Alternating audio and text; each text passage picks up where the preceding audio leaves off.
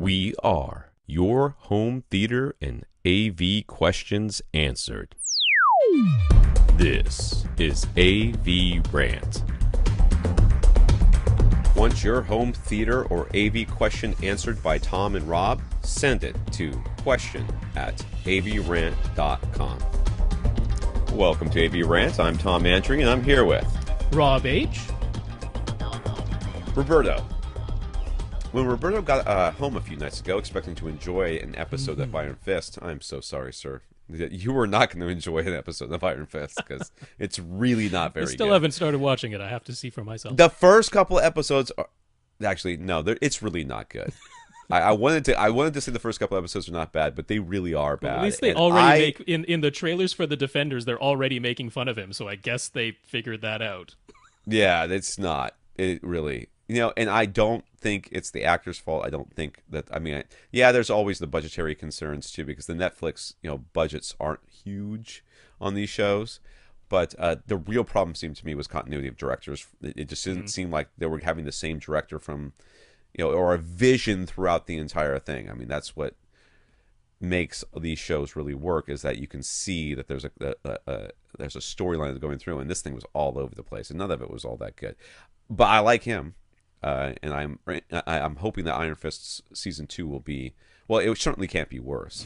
If it was a black screen for 8 straight episodes, it would still be better than what he put out there. Anyways, he was going to watch an episode of Iron Fist. He instead discovered that one of his kids had pushed in the tweeter on one of his B&W 685s.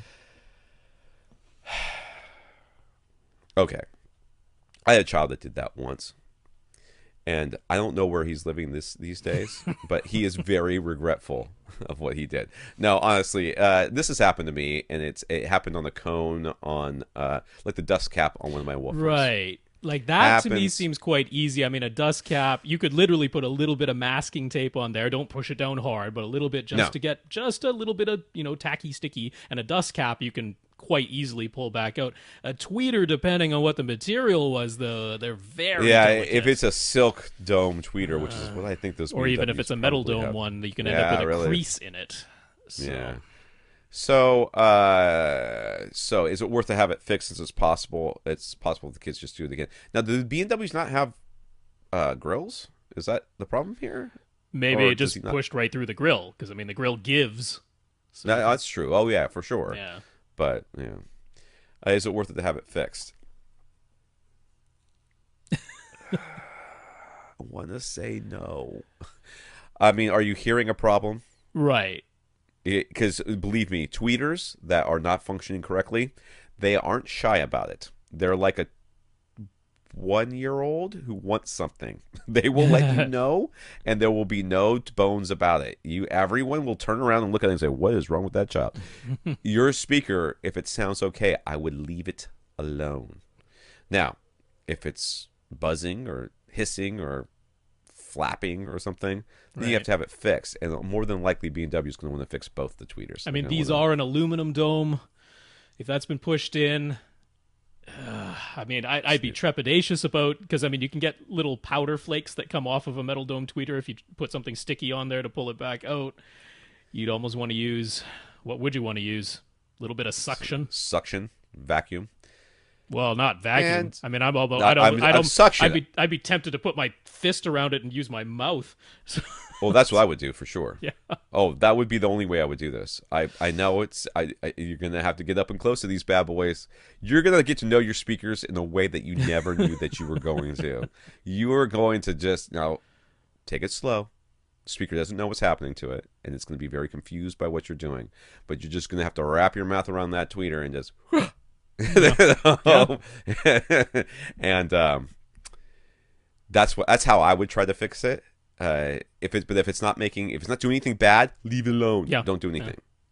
But if it is doing something bad, try that. And if that doesn't work, call B&W, and they're going to want to fix it.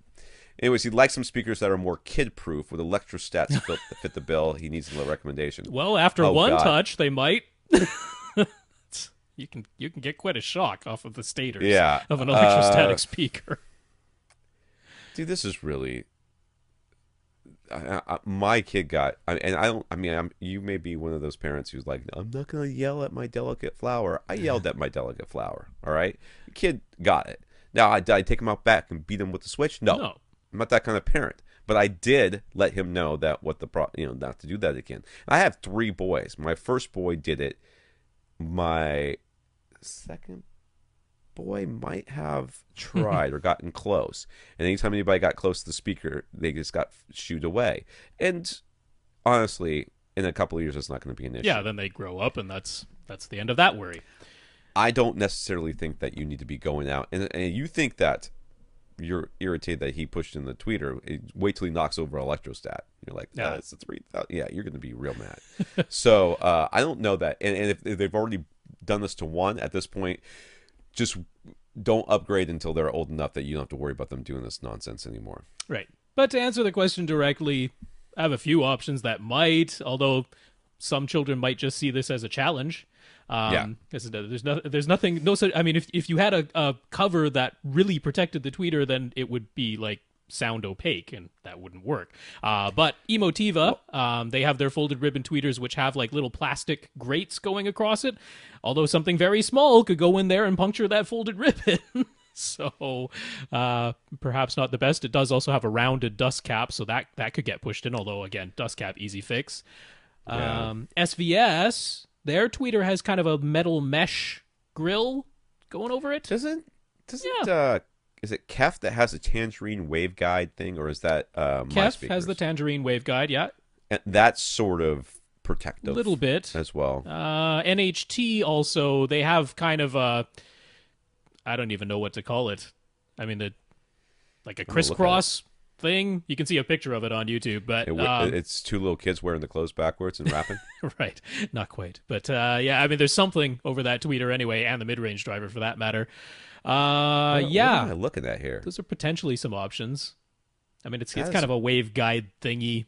I don't know, lens. Yeah. I'm not sure what that is. But there's something over the tweeter anyway.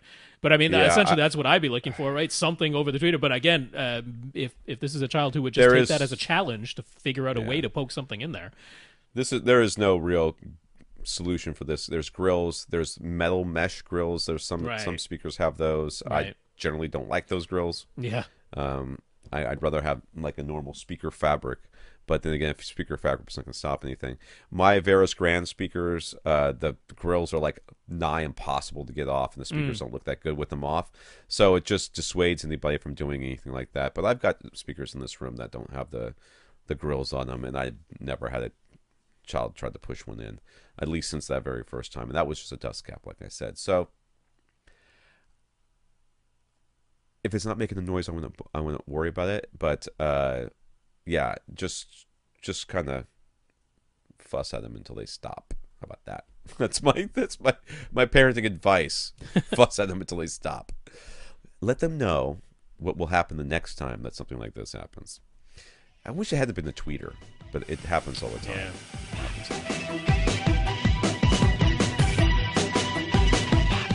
Want your question answered? Send it to question@avrant.com.